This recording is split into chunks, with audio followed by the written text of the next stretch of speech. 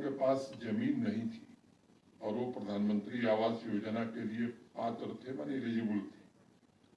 मुझे लगता है कि यहाँ के कानून में कोई व्यवस्था नहीं थी ऐसे गरीब लोगों को सरकारी जमीन दी जाए, खासतौर से भूमिहीन लैंडलेस फैमिलीज जो एलिजिबल थे पीएमएवाई के लिए, प्रधानमंत्री आवास योजना के लिए। अभी पिछले दिनों एडमिनिस्ट्रेटिव काउंसिल में हम लोगों ने निर्णय किया और रेवेन्यू डिपार्टमेंट और रूरल डेवलपमेंट डिपार्टमेंट ने मिलकर के तय किया और काफ़ी चर्चा करके कैसे लैंडलेस फैमिलीज जो भी हैं जम्मू कश्मीर में, उनको अगर वो एलिजिबल है तो उन्हें हम 5 मरला जमीन देंगे ताकि वो घर बना सकें। सामान्य रूप से आप देखेंगे तो 1 मरले में ही घर बन जाता है, लेकिन प्रशासन ये मानता है और मैं समझता हूँ कि माननीय प्रधानमंत्री जी की इच्छा भी है कि सरकारी संसाधनों पर सबसे पहला हक गरीब आदमी का होना चाहिए। और इस दृष्टि से बड़ी उदारता पूर्वक हम लोगों ने तय किया कि जो भी भूमिहीन लोग हैं और प्रधानमंत्री आवास योजना के लिए एलिजिबल हैं, उन्हें 5 मरला जमीन हम उपलब्ध कराएंगे ताकि केवल घर न बनाए, 1 मरला में घर बनाए, 4 मरले का उपयोग अपने और अपने परिजनों के जीवन यापन के लिए कर सकें। ये एक मुख्य रूप से उद्देश्य रहा है। अभी 2711 ऐसे इतने परिवारों को जो कि लैंडलेस थे उनको प्रशासन ने जमीन दी और आगे भी जो हमारी सूची है पीएमएवाई के जो एलिजिबल कैंडिडेट हैं जिनके पास भी आवास नहीं, जैसे जैसे भारत सरकार से आवास आता जाएगा वैसे उनको जमीन दे करके हम उपलब्ध कराएंगे। आप में से अनेक लोगों को मालूम है इसी वर्ष मई में भारत सरकार ने पीएमएवाई में लगभग 1,99,550 1,99,550 पीएमएवाई में अतिरिक्त मकान दिए थे। तो जो वेटिंग लिस्ट हमारी है उसको कैसे सैचुरेट किया जाए, इस दृष्टि से यहाँ के प्रशासन ने प्रयास किया था और भारत सरकार ने उदारता पूर्वक ये आवास दिए थे। अब इसकी सैंक्शन तारीख 30 जून थी और इसे जल्दी से जल्दी 2024 से 30 मार्च तक बनाने का लक्ष्य हम लोगों ने रखा है। 1,44,000 प्रधानमंत्री आवास हमने 30 जून तक सैंक्शन किए हैं। जो बचे हुए हैं उनको भी जल्दी से जल्दी 50,000 स्वीकृति प्रदान करेंगे। आदमी का अपना मकान हो, जो प्रधानमंत्री जी की मंशा है कि सभी के पास आवास हो, ये हम संतृप्त करने जा रहे हैं, सेचुरेट करने जा रहे हैं। जो कठिनाई थी लैंडलेस लोगों की, वो कठिनाई हमने दूर कर दी है और वो लैंड ओनर भी हो जाएंगे, हाउस ओनर भी हो जाएंगे। मुझे लगता है कि ये एक ऐसा कदम है कि केवल घर उनको नहीं मिल रहा है, मुझे लगता है कि उनके जीवन में आमूलचूल बदलाव आ रहा है और एक गरीब आदमी से जिंदगी किस तरह से वो बदल सकती है, इसके लिए प्रशासन ने एक पहल की है। और अपना घर होने के बाद निश्चित रूप से लोगों के सपने जन्म लेते हैं, आकांक्षाएं जन्म लेती हैं और मैंने देखा है अपने 30-35 वर्ष के सामाजिक जीवन में कि गरीब व्यक्ति का जब मकान बनता है तब वो ये सोचना शुरू करता है कि कैसे अब मैं नया रोजगार करूं, अपने बच्चे को कैसे मैं स्कूल में पढ़ाऊं। और मुझे लगता है कि किसी गरीब परिवार के सर पर छत आते ही एक तरक्की का नया संकल्प शुरू होता है और ये जो 2,711 परिवारों को जमीन देकर छत देने का इंतजाम प्रशासन ने किया है, मुझे लगता है केवल दरवाजे खिड़कियां नहीं बन रही है बल्कि जीवन में नए सपने पूरा करने का उन्हें अवसर दिया है। मैं ऐसे सभी फैमिलीज को हृदय से बधाई देता हूँ, शुभकामनाएं देता हूँ।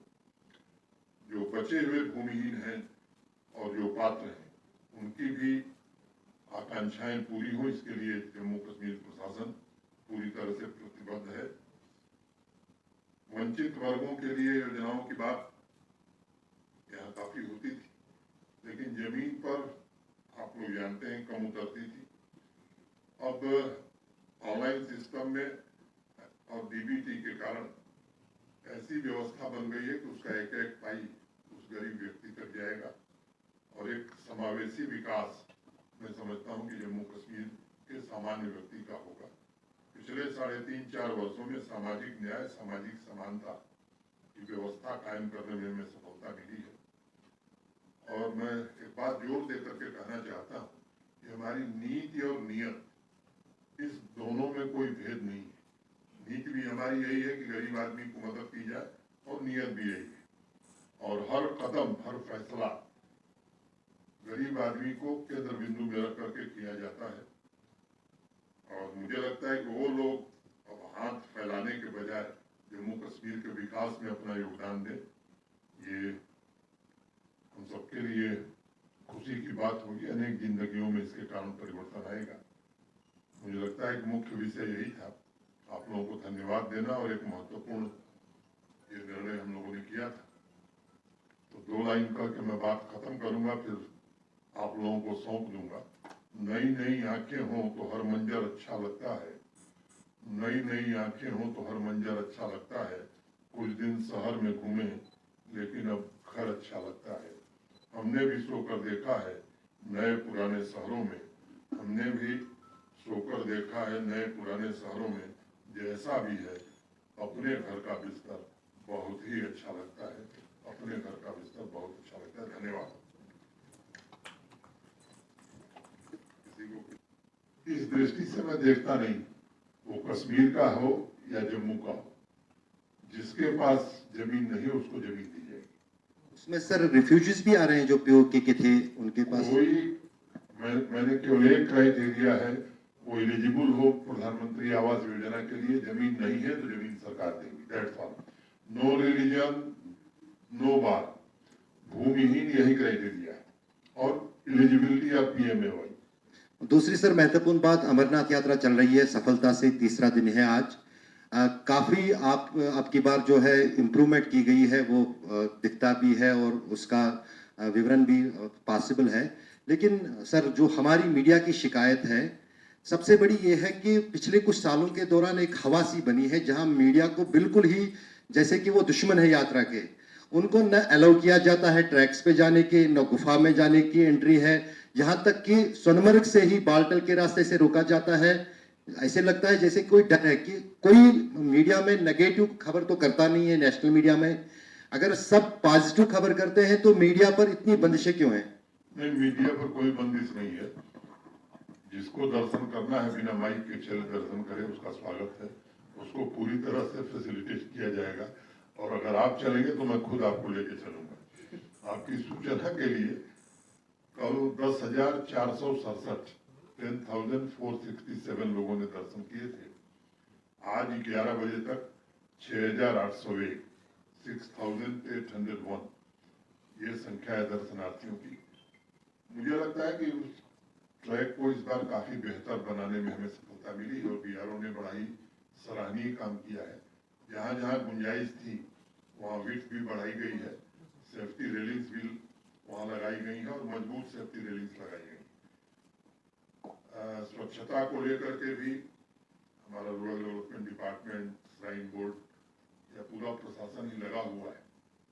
4,000 लोग साफ सफाई रेस इसके लिए लगाए गए हैं। और मुझे लगता है कि जो फीडबैक कल हमने दिया था, चाहे वो सफाई हो, टेंट हो, दर्शन की सुविधा हो, 92, 94, 98% फीडबैक सेटिस्फेक्शन का लेवल है। एक काउंट पर हम थोड़ा लैग कर रहे हैं, वो ट्रैफिक, वो 78% था। कोशिश हम लोग पूरी मेहनत से, ईमानदारी से कर रहे हैं और मुझे लगता है कि 1-2 दिन में वो भी हम 90 क्रॉस कर जाएंगे। इसमें आप सबका भी सहयोग चाहिए। हम लोगों ने अपने आईजी ट्रैफिक को कहा है कि एक शेड्यूल बना करके ट्रैफिक का जम्मू और कश्मीर दोनों रीजन में कैसे मूवमेंट है, किसको कब जाना चाहिए, क्योंकि बहुत सारे लोग गैर जानकारी के अभाव में जैसे आरोपी लग गए। अब यात्री बाहर से आया है, दूसरे प्रदेश से आया, उसको नहीं मालूम है, वो चला आता है, तो स्वाभाविक रूप से फोर्सेस के लोग उसे रोकते हैं। तो ये 2-3 दिन हम लोग इसका व्यापक प्रचार करेंगे और आप लोगों से भी मेरा निवेदन होगा कि जब ये बातें आती हैं ट्रैफिक के लोग आपको बताएं तो कृपा करके इसे पॉपुलराइज करिए, चाहे वो स्थानीय लोग हों उनके लिए भी और बाहर के लोगों को भी जितनी जानकारी हो जाएगी। मैं जानता हूं कि 90% लोग कानून का वायलेशन नहीं करते हैं, 10% लोग हैं उनका कुछ इलाज खुदा दिया के पास ही, हम लोगों के पास नहीं है, लेकिन इसको थोड़ा आप लोग इसमें सहयोग करें। Anybody else?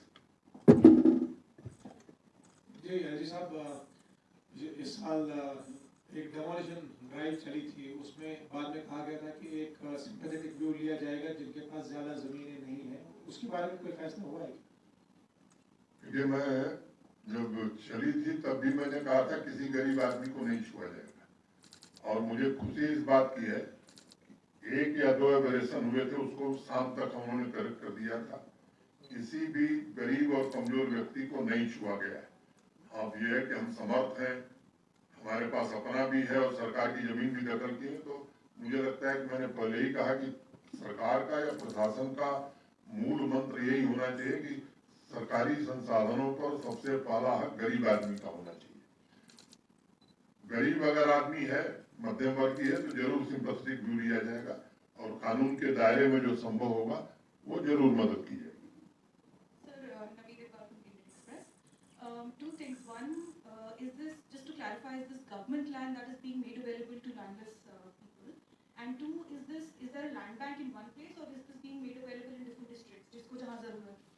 आप इस तरह समझिए कि अब किसी पंचायत का या किसी गांव का व्यक्ति है तो उसको तो वही आवास बनाना होगा ना। तो सामान्य तौर पर मुझे नहीं लगता कि ऐसा कोई गांव या ऐसी कोई पंचायत होगी जहां सरकारी भूमि हमारे पास उपलब्ध नहीं है। तो जो लोग जहाँ के रहने वाले वहीं उन्हें भूमि दी जाएगी, क्योंकि अब अनंतनाग के किसी पंचायत के व्यक्ति को अगर हम ले जा करके सांबा में जमीन देंगे तो हम उसके साथ और अनर्थ करने वाले। सर, पिछले कुछ सालों से हालात काफी बदले हैं। आज हम टूरिज्म का बूम देख रहे हैं। ऐसा वक्त भी हमने देखा था जब हर दिन कोई इंसिडेंट होता था, तो हालात बदले हैं। आम इंसान भी रिलीफ जो है देख रहा है, लेकिन वो एहसास दिलाना कि नॉर्मलसी हुई है, 30 सालों का एक साइकिल डेंट हुआ है, वो एहसास दिलाना सर, उसके लिए आप क्या करें? क्योंकि अभी जो अमरनाथ यात्रा चल रही है, कुछ सिक्योरिटी के जो मेजर्स हैं ऑब्वियसली थ्रेट बेस्ड होते हैं, लेकिन आम इंसान, यात्री और उसके साथ साथ अगर टूरिस्ट करें परेशान है, क्योंकि 2 बड़े टूरिज्म के रूट हैं, सोनमर्ग और पहलगाम, तो उसको बैलेंस स्ट्राइक करने के लिए आप क्या कर रहे हो? दूसरी बात सर, जो वीआईपी मूवमेंट होती है सिटी में, आप देखें सायरन बज रहे होते हैं, मतलब पुलिस वाले रॉन्ग साइड कभी कभी निकल जाते हैं, तो वो भी एक एहसास है। लोग जानना चाहते हैं कि उसमें चेंज करने के लिए क्या करिए सरकार, क्योंकि 30 साल की वो आदतें हैं, उसको बदलने के लिए क्या करें ताकि लोग भी जाने की नॉर्मलसी हुई है उसको फील करें, अपना पार्ट ऑफ लाइफ बनाए। Thank you. मुझे लगता है कि जो बात आप कह रहे हैं काफी लोग फील करना शुरू कर दिए हैं। जो कुछ गुंजाइश बची है उसे भी ठीक किया जाएगा। ये वीआईपी मूवमेंट भी सामान्य व्यक्ति की तरह कुछ तो ऐसे हालात रहते हैं जिसमें कि सुरक्षा की दृष्टि से कुछ इंतजाम करने पड़ते हैं, लेकिन जो टूरिस्ट आ रहा है इस यात्रा के दौरान या स्थानीय जो नागरिक या बिजनेस करने वाले लोग, उनको कोई असुविधा नहीं हो, इसका पूरा ख्याल रखा जाएगा। और इसकी कोशिश मैंने पहले ही कहा कि ट्रैफिक के काउंट पर वो मैं उम्मीद करता हूँ कि कल से आज बेहतर हुआ है और 2 दिन में पूरी तरह सामान्य हो जाएगा। हाँ, ये जरूर है कि सबके लिए समय सीमा निर्धारित करनी होगी ताकि किसी को कोई असुविधा न हो, और आपसे इसीलिए मैंने अनुरोध किया कि आप लोग भी इसको थोड़ा लोगों तक पहुंचाने में हमारी मदद करिए। और मुझे लगता है कि जो पहले ही मैंने जिक्र किया कि अब देश के बड़े बड़े इवेंट श्रीनगर में हो रहे हैं, ये खुद इस बात को इंडिकेट करते हैं कि यहीं के लोग नहीं, देश भी मानने लगा है कि अब यहाँ स्थिति सामान्य हो रही है, सामान्य हो गई है। और मुझे लगता है कि हम सब लोग मिल करके इसे और सामान्य करें ताकि यहाँ समृद्धि आवे, संपन्नता आवे, रोजगार के साधन बढ़े। ये बड़ा आवश्यक है, क्योंकि जो हमारी नई पीढ़ी है उसके सपने और उसकी आकांक्षाएं पूरी तरह से बदल गई और वो उस तरह से जीना नहीं चाहते हैं जिस तरह से मुझे लगता है कि लोगों ने यहाँ दर्द भरी रातें गुजारी हैं, उस तरह की जिंदगी अब नौजवान जीना नहीं चाहता है। तो हम सब मिल करके चाहेंगे तो जरूर ऐसी स्थिति